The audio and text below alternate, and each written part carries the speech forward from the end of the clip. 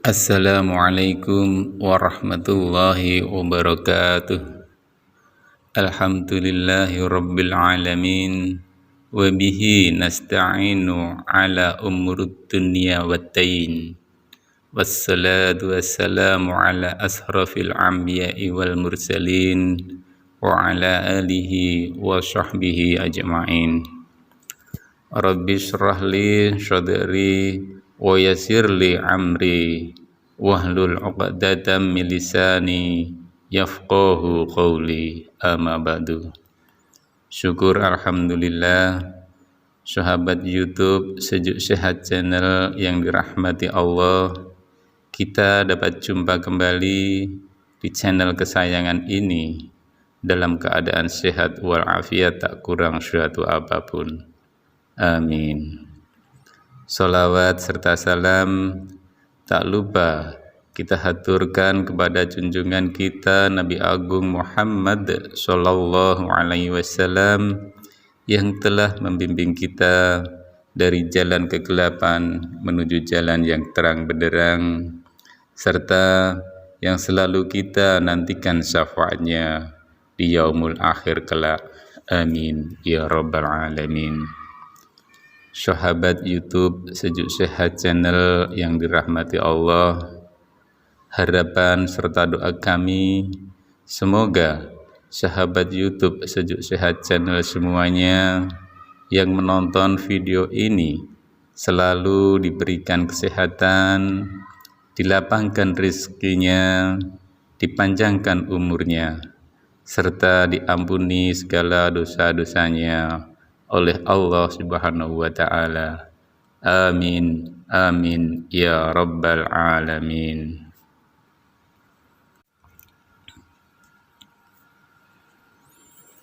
Assalamualaikum warahmatullahi wabarakatuh. Sahabat Sejuk Sehat Channel yang dirahmati Allah, kematian adalah fase kedua setelah kehidupan di alam dunia. Pada fase ini, setiap orang sudah mulai merasakan siksaan maupun kenikmatan, buah dari atas perbuatannya selama hidup di dunia. Bagi orang-orang yang beriman, semasa hidup di dunia sudah menyiapkan bekal kebaikan, sudah barang tentu akan mendapatkan kenikmatan di alam ini. Akan tetapi sebaliknya, bagi orang-orang yang banyak melakukan perbuatan dosa selama di dunia, maka dia akan mendapatkan siksa kubur sebagai ganjaran dari perbuatan tersebut. Sahabat Sejuk Sehat Channel yang dirahmati Allah, lantas apa saja bentuk nikmat kubur bagi orang yang beriman?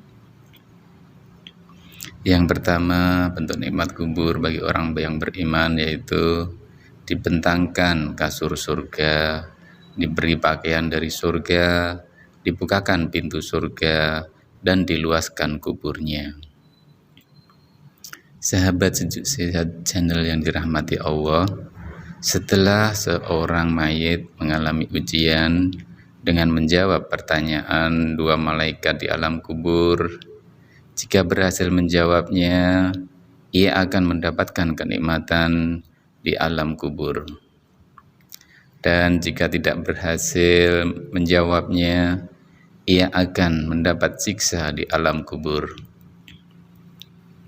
Bagi orang-orang yang bisa menjawab pertanyaan kedua malaikat tersebut, ia akan mendapatkan kenikmatan di kuburnya, sebagaimana sabda Rasulullah Sallallahu Alaihi Wasallam, kemudian terdengar dari langit, telah benar hambaku, maka bentangkanlah baginya kasur dari surga, pakaianlah padanya pakaian dari surga, dibukakan baginya pintu menuju ke surga, kemudian aroma wangi surga mendatanginya.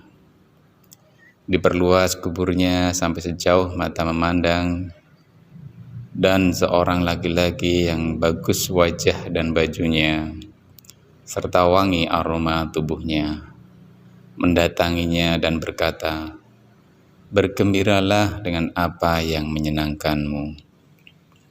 Ini adalah hari yang telah dijanjikan bagimu." Maka ia berkata, "Siapa engkau?"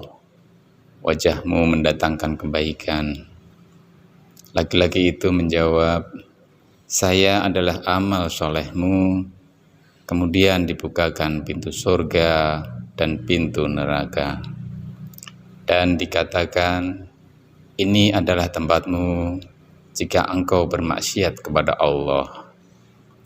Allah Subhanahu wa Ta'ala akan mengganti dengannya. Ketika melihat segala sesuatu yang ada di surga, ia berkata, "Wahai Rabbku, segerakanlah hari kiamat agar aku bisa kembali kepada keluargaku dan hartaku." Hadis riwayat Abu Daud, Al-Hakim, dan Ahmad.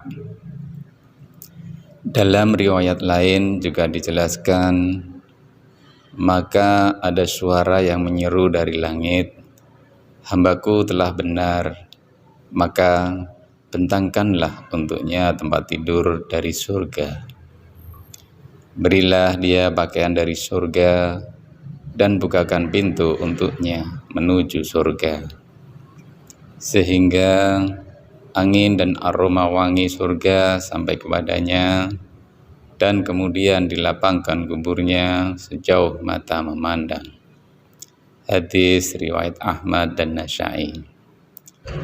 Al-Bara juga menjelaskan tentang nikmat kubur itu dalam riwayat, "Maka gerakkanlah permadani dari surga, dan danilah ia dengan pakaian dari surga.